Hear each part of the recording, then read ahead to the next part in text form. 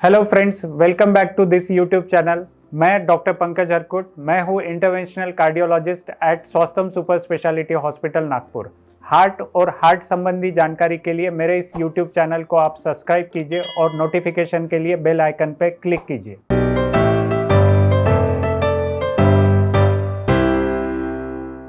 आज हम एक महत्वपूर्ण विषय पे बात करने वाले हैं, प्राइमरी एंजियोप्लास्टी। एंजियोग्राफी और एंजियोप्लास्टी हमने बहुत बार सुना होगा, पर प्राइमरी एंजियोप्लास्टी क्या होती है आज इस वीडियो के द्वारा हम जानते हैं। प्राइमरी एंजियोप्लास्टी तब की जाती है जब हार्ट की नस की वजह से मेजर हार्ट अटैक आता है। मेजर हार्ट अटैक मतलब अगर हार्ट की नस 100% ब्लॉक है तो उस हार्ट अटैक को हम मेजर हार्ट अटैक कहते हैं, और उस समय की जाने वाली एंजियोप्लास्टी को हम प्राइमरी एंजियोप्लास्टी कहते हैं। प्राइमरी एंजियोप्लास्टी एक इमरजेंसी एंजियोप्लास्टी है और इस दौरान बहुत सारे ऑप्शंस और विकल्प हमारे पास रहते हैं जब मेजर हार्ट अटैक आता है। एक विकल्प होता है कि हम थ्रोम्बोलाइटिक्स दें। थ्रोम्बोलाइटिक्स एक ऐसी दवाइयाँ होती है जो कि क्लॉट को बर्स्ट करती है, मतलब कि जिस वजह से हार्ट अटैक आया है और नस 100% ब्लॉक है, वो क्लॉट को कम करने के लिए या उस क्लॉट को पिघलाने के लिए जो दवाइयाँ दी जाती है उसको हम थ्रोम्बोलाइटिक्स कहते हैं।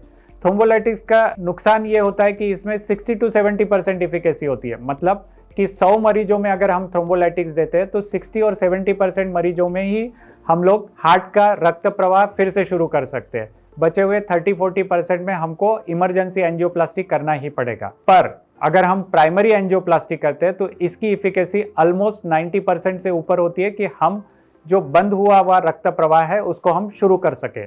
प्राइमरी एंजियोप्लास्टी एक इमरजेंसी एंजियोप्लास्टी होने की वजह से नॉर्मल एंजियोप्लास्टी से थोड़ी अलग रहती है। नॉर्मल एंजियोप्लास्टी मैंने पिछले वीडियो में आपको बताया कि कैसे की जाती है। तो फ्रेंड्स, प्राइमरी एंजियोप्लास्टी हम लोग तब करते हैं जब हमें पता चलता है ईसीजी पे कि ईसीजी में हार्ट अटैक आया हुआ है, एसटी एलिवेशन एमआई है। एसटी एलिवेशन एमआई मतलब ईसीजी में जब हमको कुछ चेंजेस मिलते हैं जिसकी वजह से हमें पता चलता है कि हार्ट की नस 100% ब्लॉक है, तब हम प्राइमरी एंजियोप्लास्टी करते हैं। और इस दौरान हम लोग इमरजेंसी में एंजियोग्राफी करते हैं। एंजियोग्राफी में जब हमें पता चलता है कि कोई नस 100% बंद है तो उस नस को खोलने का प्रयास हम प्राइमरी एंजियोप्लास्टी द्वारा करते हैं। इसमें प्रोसीजर जैसे कि मैंने एंजियोप्लास्टी के वीडियो में बताया, सेम तरीके की प्रोसीजर होती है। हम लोग हार्ट की उस नस तक पहुँचते हैं जिसकी वजह से हार्ट अटैक आया है, और उस नस तक पहुँचने के बाद कैथेटर द्वारा वहां पहुंचने के बाद हम लोग एक गाइड वायर पास करते हैं। गाइड वायर उस 100% ब्लॉक को निकालता है, उस पर हमारा बलून जाता है और फिर हम लोग वहां पे स्टेंट रख देते हैं। स्टेंट रखने के बाद ब्लड प्रवाह नॉर्मल तरीके से शुरू हो जाता है। कभी कभी इस एंजियोप्लास्टी में, जैसा कि हमने देखा है, प्राइमरी एंजियोप्लास्टी में क्लॉट बहुत ज़्यादा होता है। जो क्लॉट होता है उसको हम लोग कभी कभी थ्रोम्बोसक्शन के द्वारा निकालना पड़ता है। कभी कभी वहाँ पे थ्रोम्बोलाइटिक्स देकर भी इस क्लॉट को हम लोग बस्ट करते हैं। तो प्राइमरी एंजियोप्लास्टी नॉर्मल एंजियोप्लास्टी के कंपैरिजन में एक जटिल एंजियोप्लास्टी है, क्योंकि यह इमरजेंसी में की जाती है।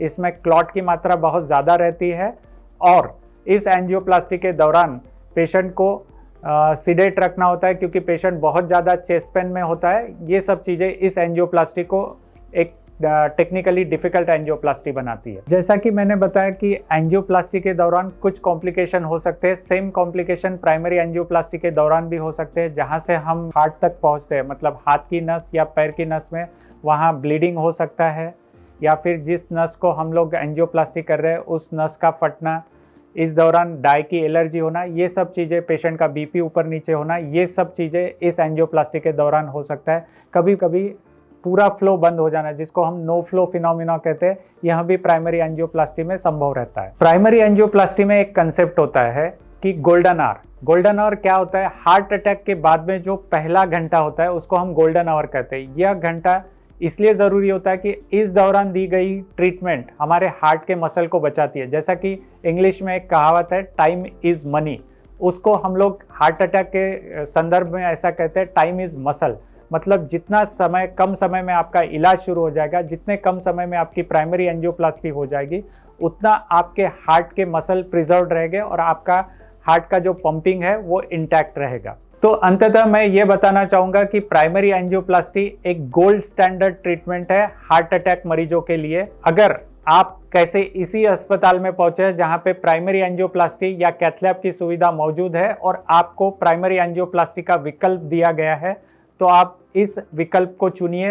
इसके बजाय कि आप पहले दवाइयाँ लें और उसके बाद में सेटल होने के बाद में एंजियोप्लास्टी या एंजियोग्राफी करें, उसके बजाय प्राइमरी एंजियोप्लास्टी आपके हार्ट के मसल को, आपके हार्ट के पंपिंग को बचा सकता है। तो फ्रेंड्स, आपको या आपके किसी परिचित को अगर हार्ट अटैक के लक्षण है, मतलब अगर चेस्ट पेन हो रहा है और ईसीजी दिखाता है कि एसटी एलिवेशन एमआई है, मतलब कि मेजर हार्ट अटैक है, और अगर आपको प्राइमरी एंजियोप्लास्टी का ऑप्शन दिया गया है, तो यह एक गोल्ड स्टैंडर्ड ट्रीटमेंट है जिसे कि आपने चुनना चाहिए। हार्ट अटैक या प्राइमरी एंजियोप्लास्टी संबंधित आपके कुछ सवाल होंगे तो आप कमेंट बॉक्स में कमेंट कर सकते हैं, मैं उसके जवाब देने का प्रयास करूंगा।